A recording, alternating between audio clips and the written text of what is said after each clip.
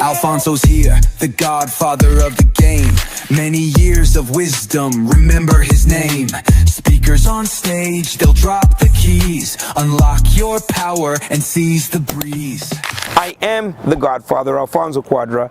I wanted to come by this property here. This is another one of those legacy properties I've owned for years. I believe close to, I want to say 10 years. I'm not quite sure. We'll have to get back to you on that. But I own this with partners, joint venture partners, and just to give you some context, you know, look, if you see what's happening in this area, they're building big properties, and so the area is definitely gentrifying. We picked up this property close to about 420,000. Now where it sits is about 1.4 million. We just did the windows. If you see, brand new windows. But you know, over time we're going to start to really change things. Maybe we'll change the siding. We'll change. We did go and replace the roof a few years back. So there's a lot of capital expenditures. And that's what's going to happen over time. You own something over time, and you'll be able to go back and keep maintaining that property. And eventually, you'll see we'll tear it down and we'll build one of those, right, over time. So I want to go into that property. We have one unit vacant. Actually, it's almost, out of the hundreds of doors that we own, pretty much it's our only vacant unit right now. There we go. So this is the unit. Actually, the previous tenant was here for probably about three to 4 years, and you know, what are the kind of upgrades that we're going to do here? We're probably, you know, at the end of the day, you can't go crazy. And a big thing that I see a lot of new investors doing, they tend to over renovate. So, you know, if you see there, it's a 2-bedroom, so this will be considered a bedroom. And at one point, this was an extension, and you had this space here that was converted into a bedroom. And then over here, this is the other bedroom, right? And so it's got a window too over here, because obviously this was an extension. So we were able to convert a 1-bedroom into a 2-bedroom. So what are the kind of renovations that we're going to do here? Well, floors, paint. It's kind of like a unique little place. If you see, it's got this little extra space here. You know, it's got this little extra space where now you can only be Latino to live here. But it's got like a really unique little attic space. So the attic space was converted into, now we can't officially advertise this as a third bedroom, but you know, I've seen people, they put their bed on the ground here, and you know, we call it an attic, you know, but it is a bit of a unique building. This is a 5-unit building? It's five units, yeah. And what are like the typical rents? So all the rents right now are between $1,300 to $1,400. So when we purchased the property, all the rents were about $650, and so over time we've been able to increase all the rents. This one here, it's going to be rented for about $1,350.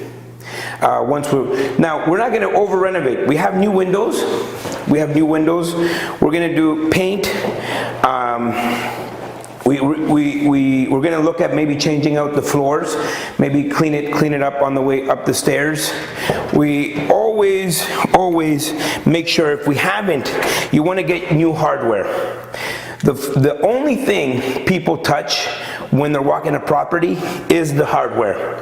You have no idea the value that you get by just changing out the hardware, because think about it. If you're walking through a property and the hardware is it doesn't feel good, it's old and raggedy. That's the feeling that you're gonna get as a tenant throughout the property. Change the hardware, change the face plates. Don't be cheap. This is like $1.50, right? And so all of the things that, you know, this hardware, we're going to change out this hardware, this little hardware. This is a little, like a pantry little area, but little things here and there will go a long way. We'll paint out the cabinets. Backsplash, I think it's in good condition. Clean it up. The appliances, I think if we want to get, you know, more than $1,400, we can probably invest a little bit into the appliances. But at the end of the day, you know, clean, patch, and paint. Don't over renovate if the neighborhood doesn't call for it at the moment.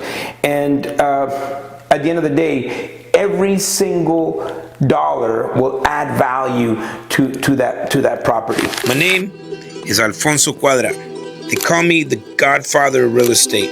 I've been in business for over 30 years, in real estate over 26 years. I built a multi-million-dollar portfolio, and now I'm going across North America, talking to people and signing checks. I'm looking for deals because I'm building a $1 billion portfolio. Is that you? Let me make an offer you can't refuse. We just don't have enough information to make this decision. There's too many unknowns, and for that reason, I'm gonna have to ask you to leave.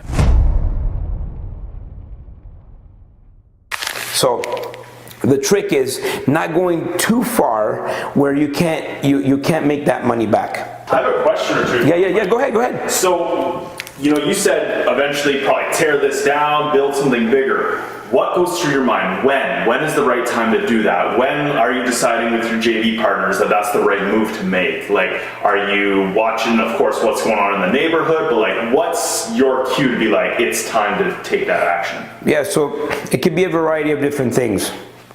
If you look at your property and you look at where are you maxed out? Can you carry it for a little bit longer? Because it's not an easy process. You have to apply with the city. You have to maybe change the zoning. You have to have a site plan approval. You have to get architects involved.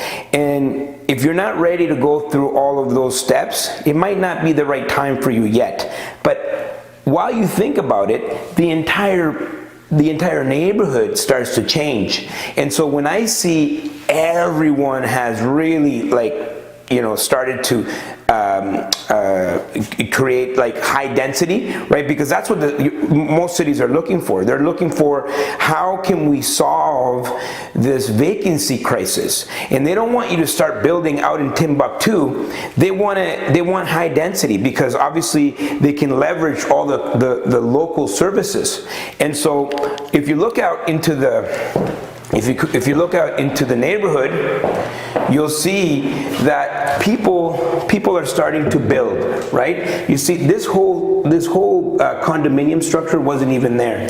And so, to answer your question, when is the right time? I think the numbers will speak for themselves. So you'll have to go through all of the steps in order to get a site plan approved, and you need to figure out, have you recouped enough of your money to now invest into pursuing a build?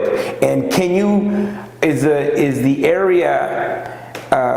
area set up for you to go higher so you can maximize the space, right? So for example, these guys, their site plan, they got a site plan approval. I don't know exactly how many stories that is, but we can definitely build high here. But maybe the area is not ready for that. Maybe it's not ready for 6 floors, for example. So we may have to wait a little bit. And so we just watch what other people are doing in that particular area. We look at our finances. We want to make sure that we put in the right capital expenditures, because ultimately, if we need to keep it, for example, we put in new windows. It was about $23,000 to put new windows in the entire property. We might, we want to make sure we get our money back from those windows. So we're not ready to start renovating, start tearing this down today. But But in 5 years, in 10 years from now, this whole entire area, you're going to see it's going to be all either low density or high density type of apartment buildings that you'll see in this area. So that will be an indicator for us that it's time. Join us for our 10th and biggest Expand Investor Conference. And this year, this November, we are doing it in Calgary, Alberta. Yeah! And it's gonna be a big one. And I want you to go and get your tickets right away. Our Expand Investor Conference, our 10th edition of our Expand Investor Conference is happening in Alberta. Get your tickets right away.